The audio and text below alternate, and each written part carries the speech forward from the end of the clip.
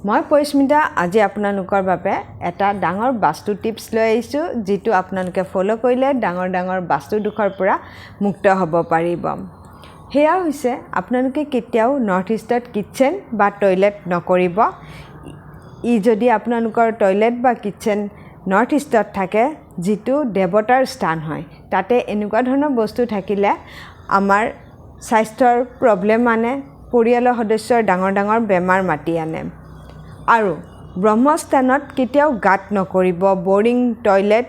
kitchen কেতিয়াও ব্ৰহ্মস্থানত নকৰিব third হৈছে সাউথ ৱেষ্ট ডিৰেকশ্যন আৰু সাউথ ৱেষ্ট ডিৰেকশ্যনত আপোনালোকে কেতিয়াও তাতেও গাত বোৰিং